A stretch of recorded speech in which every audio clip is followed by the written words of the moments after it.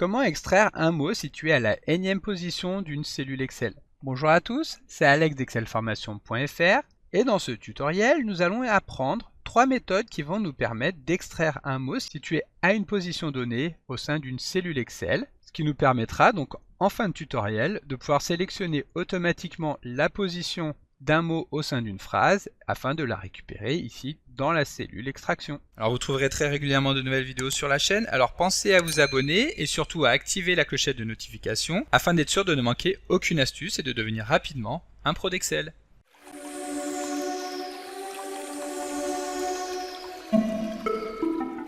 Comme d'habitude, si vous voulez être sûr de bien comprendre tout ce que nous allons voir dans le cadre de cette vidéo, vous pouvez télécharger le support de ce tutoriel ainsi que son corrigé en suivant le lien disponible dans la description de la vidéo, ce qui vous permettra de réaliser les opérations en même temps que moi pour bien comprendre tout ce que nous allons voir dans cette vidéo. Alors comme nous l'avons vu dans l'introduction de cette vidéo, nous allons découvrir plusieurs méthodes qui vont nous permettre d'extraire un mot en fonction de sa position à l'intérieur d'un texte. Et pour illustrer ce tutoriel, nous allons donc utiliser le petit tableau que nous avons actuellement sous les yeux, dans lequel nous retrouvons les informations sur diverses personnes, c'est-à-dire que nous allons avoir leur nom de famille, leur prénom, le code postal de résidence, le nom de la ville et la région, et enfin l'adresse mail. Comme nous pouvons le voir ici, chaque information est bien séparée par une espace. Pour commencer, nous allons voir la fonctionnalité la plus simple à mettre en place, qui consiste à utiliser la fonctionnalité de séparation des colonnes intégrée dans Excel.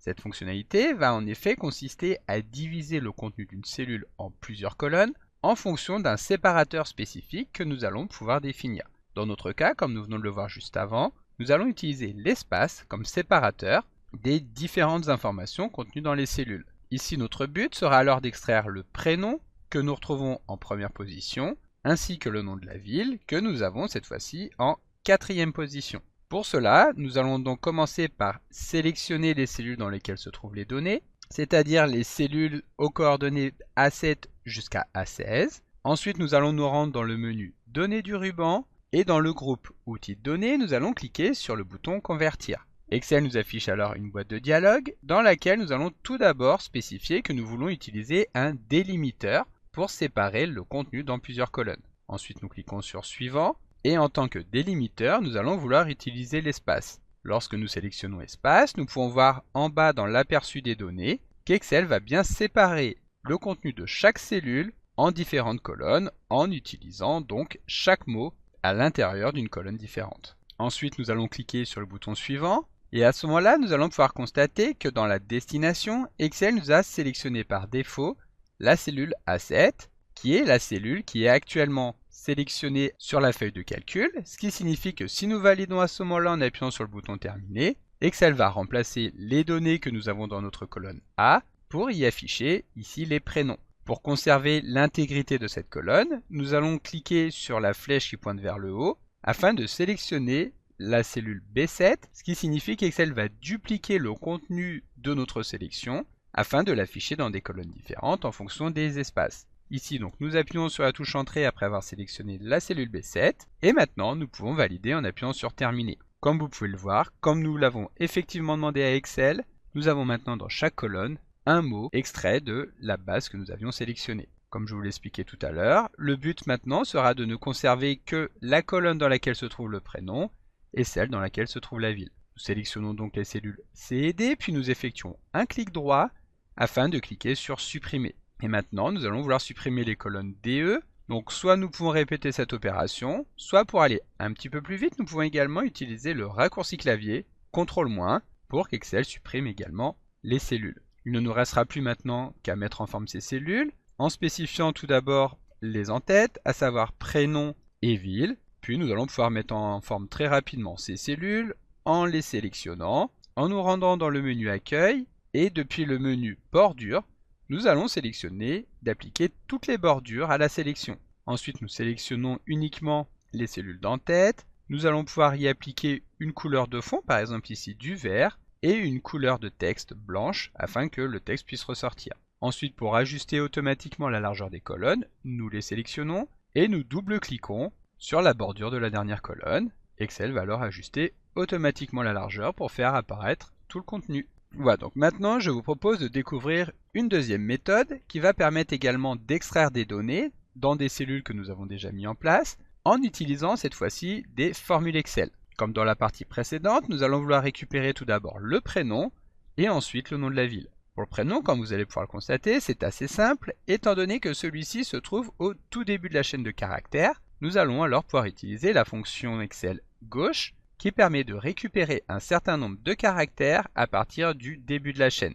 La fonction gauche que nous allons utiliser ici va alors attendre deux arguments. Le premier de ces arguments, texte, correspond au texte ou à la cellule qui contient la chaîne depuis laquelle nous allons souhaiter effectuer l'extraction. Le deuxième argument, nombre de caractères, est un argument facultatif dans lequel nous allons spécifier le nombre de caractères que nous allons vouloir extraire. Si nous omettons d'utiliser cet argument, alors Excel va extraire uniquement un seul caractère, c'est-à-dire celui qui est situé le plus à gauche. Donc ici, pour récupérer le nom de la ville, nous allons tout d'abord spécifier en tant qu'argument texte les coordonnées de la cellule A7 et ensuite, pour déterminer le nombre de caractères que nous allons vouloir extraire à l'intérieur de cette cellule, nous allons pouvoir utiliser une fonction Excel qui va permettre de déterminer la position de la première espace que nous avons dans la chaîne. Cette fonction est alors la fonction trouve. En effet, cette fonction trouve va nous permettre de localiser la première occurrence d'un caractère ou d'une chaîne de caractères spécifique à l'intérieur d'une autre chaîne de caractères. Celle-ci attend trois arguments.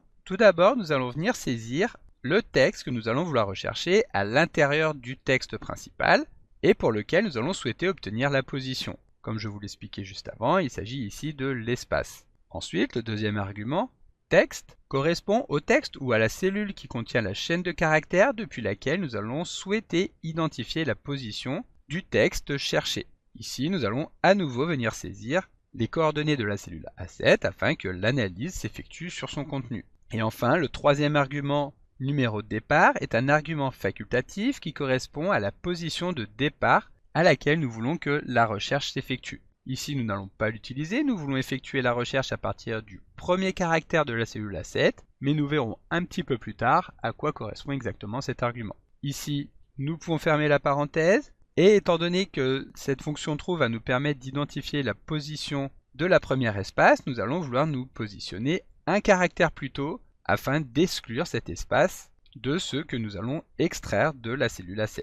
Pour cela, nous retirons un caractère en saisissant -1 juste après. Cela étant fait, nous allons pouvoir valider la formule sur l'ensemble des cellules sélectionnées en appuyant sur les touches CTRL et Entrée. Comme vous pouvez alors le constater, Excel va bien nous récupérer les prénoms des personnes de chacune des lignes, comme nous l'avions fait tout à l'heure, en utilisant la fonctionnalité de conversion des cellules. Et comme nous allons maintenant pouvoir le constater, s'il est très simple de récupérer le premier mot d'une chaîne de caractères, extraire un texte situé à l'intérieur de cette chaîne sera un petit peu plus compliqué. Pour cela, nous allons en effet devoir combiner plusieurs fonctions Excel, les unes à l'intérieur des autres. Et ici, étant donné que nous voulons obtenir le nom de la ville, qui se trouve donc en 4e position dans notre chaîne de caractères, nous allons tout d'abord voir à quel endroit se trouve l'espace situé juste avant, c'est-à-dire la 3e espace de la chaîne. Donc pour cela, nous allons pouvoir utiliser la fonction trouve comme nous l'avons fait juste avant, à savoir que nous allons effectuer une recherche d'espace à l'intérieur de la cellule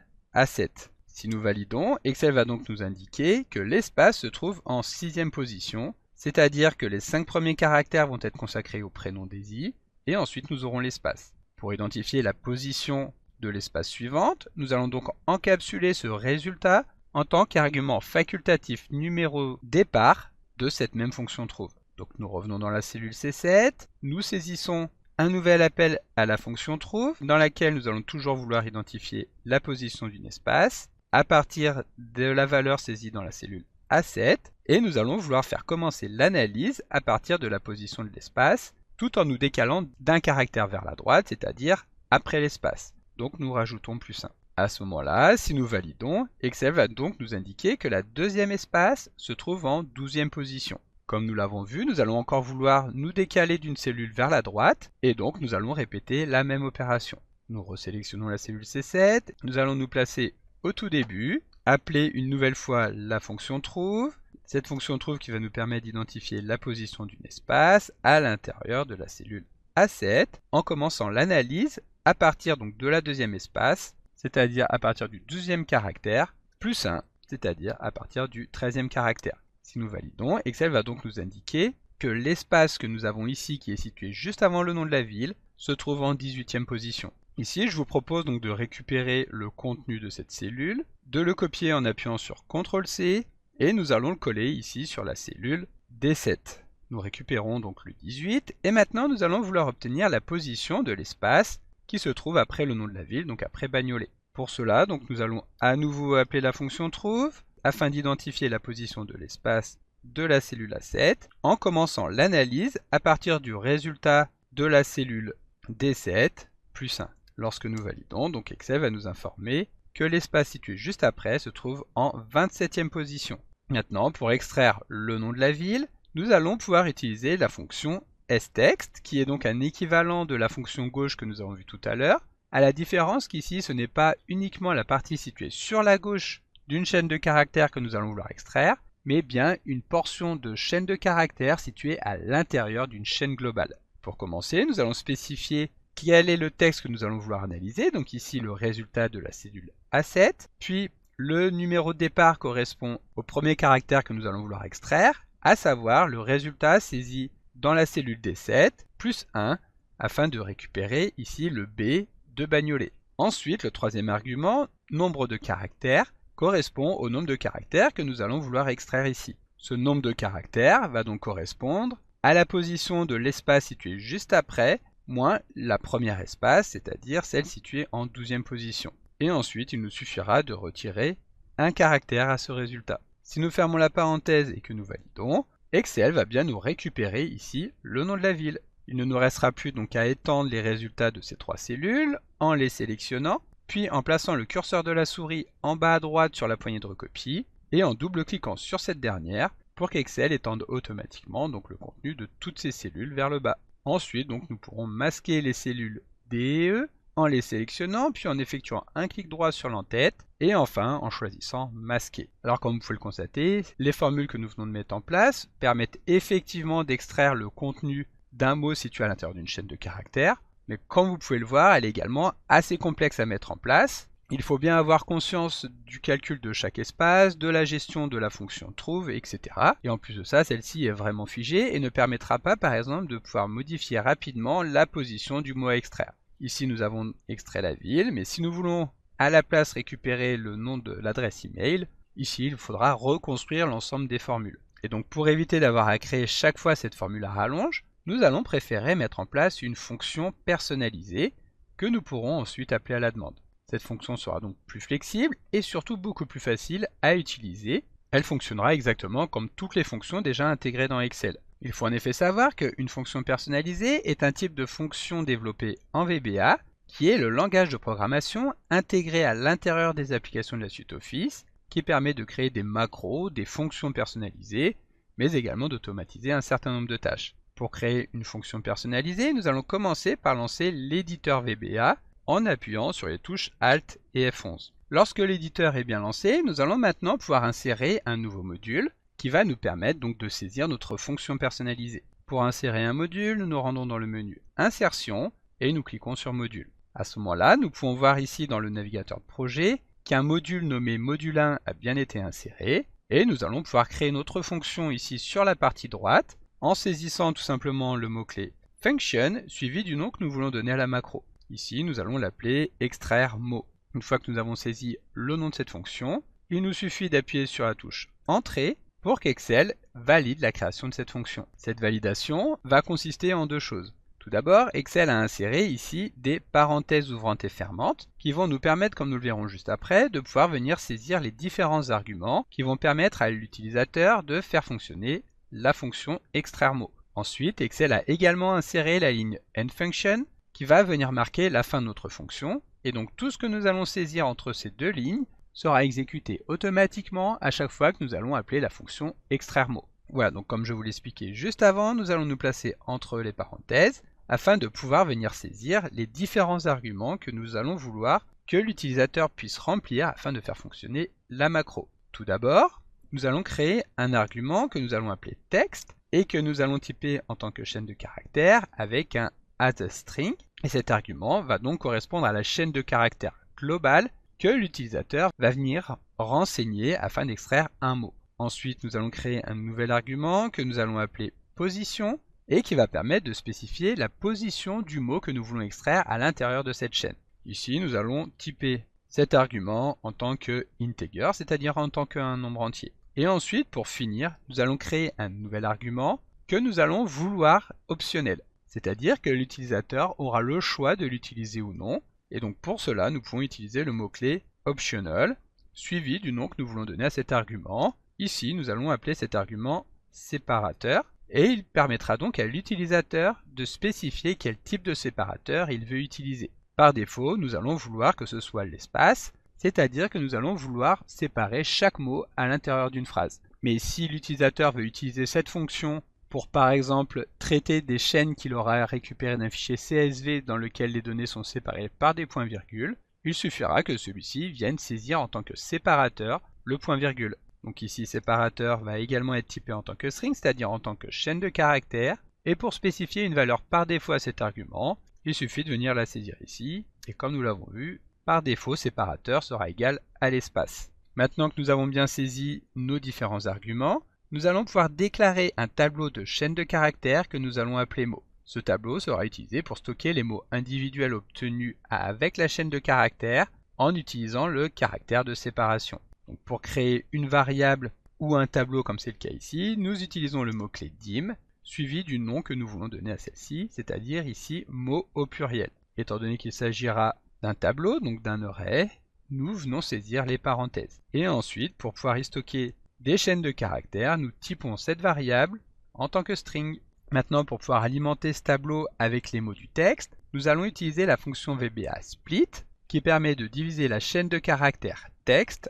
en un tableau de mots en utilisant le caractère spécifié. Donc ici, mot est égal au résultat retourné par la fonction split dans laquelle nous allons séparer le texte que l'utilisateur aura saisi dans l'argument texte en utilisant le séparateur. Ce séparateur qui par défaut sera donc égal à l'espace. Cela étant fait, il ne restera plus qu'à retourner en tant que valeur de la fonction extraire mot, donc en utilisant une simple affectation avec le symbole égal, le mot qui se trouve à la position retournée par l'argument position, à laquelle nous allons tout simplement retirer -1, étant donné que le tableau va avoir le premier index qui sera égal à 0. Donc extraire mot est égal à mot de position, -1 tout simplement, et ensuite nous pouvons fermer la parenthèse et notre fonction personnalisée est maintenant terminée. Alors il faut savoir ici que si la position demandée par l'utilisateur n'existe pas dans le tableau mot, alors la fonction extraire mot nous renverra une erreur comme nous le verrons juste après.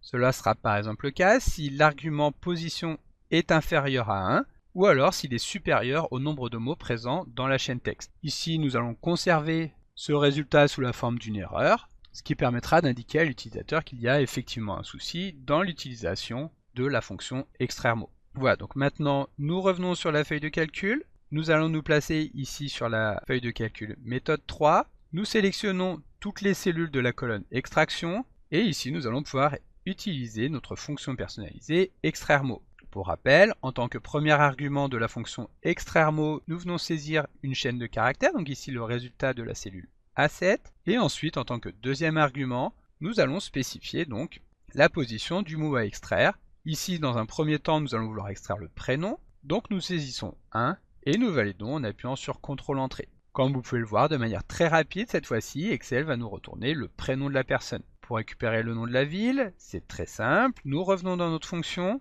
et nous spécifions ici la position de la ville, à savoir la 4e position. Toujours de manière aussi rapide, Excel va bien nous retourner le résultat qui nous intéresse. Si nous le souhaitons, nous pouvons également utiliser une valeur dynamique en tant que valeur de notre argument position. Pour cela, nous allons ici venir récupérer le résultat de la cellule E6, laquelle est ici égale à 1, mais que nous allons pouvoir modifier très rapidement en utilisant donc la toupie que nous avons ici. Avant de valider, nous allons toutefois appuyer sur la touche F4 afin de transformer la référence à la cellule E6 en tant que référence absolue, ce qui fait que nous pourrons étendre la formule sur toutes les cellules sélectionnées sans que cela ne pose de problème. Ce sera toujours la cellule E6 qui sera référencée à l'intérieur de notre fonction. Comme d'habitude, nous validons en appuyant sur CTRL Entrée et ici Excel va bien nous récupérer donc le prénom situé en première position. Il nous suffira ensuite d'utiliser notre objet toupie pour sélectionner donc la position du mot que nous voulons récupérer de manière toujours très rapide, donc ici la région, et pour finir l'adresse mail. Comme je vous l'expliquais tout à l'heure, si nous saisissons une valeur qui ne correspond pas donc à notre chaîne de caractères, donc ici en voulant récupérer le mot situé en 7e position, notre fonction extraire mot nous renverra une erreur. Ici nous allons revenir sur le nom de la ville en 4e position. Et donc pour finir, nous allons voir qu'il est également possible d'utiliser l'argument optionnel séparateur que nous avions juste avant. Comme vous pouvez le voir ici dans notre base, ce ne sont plus des espaces qui séparent chaque information, mais des points-virgules. Il s'agit ici d'un simple copier-coller d'un fichier CSV à l'intérieur de notre feuille de calcul Excel. Mais bien entendu, le fonctionnement sera toujours le même. Nous appelons notre fonction extraire mot, nous spécifions les coordonnées de la cellule dans laquelle se trouvent les données à retraiter, puis pour la position, nous venons récupérer la valeur de la cellule E6 que nous passons en référence absolue. Et enfin, nous allons utiliser notre 3e argument facultatif pour spécifier que c'est bien le point-virgule qui permet de délimiter chaque valeur à l'intérieur de notre chaîne de calcul. Nous validons en appuyant sur CTRL Entrée et nous allons récupérer exactement le même résultat que nous avions tout à l'heure, même si le séparateur a ici été modifié. Évidemment, comme tout à l'heure, nous pouvons utiliser la toupie pour sélectionner les données à extraire de notre base de données. Donc comme d'habitude, vous pouvez télécharger le support de secours en suivant le lien que vous trouverez dans la description de la vidéo. Si la vidéo vous a plu, n'oubliez pas de la liker et de la partager à vos collègues et amis sur l'ensemble de vos réseaux sociaux. Et vous pouvez également me laisser vos impressions dans l'espace des commentaires, je lirai chacun d'entre eux et y répondrai avec plaisir. Évidemment, si ce n'est pas encore fait, abonnez-vous à la chaîne pour ne manquer aucune astuce. C'est également très important pour m'aider à gagner en visibilité afin de pouvoir développer la chaîne et continuer de vous proposer des tas de nouvelles vidéos. Merci d'avoir suivi cette vidéo et à très bientôt pour un prochain tuto.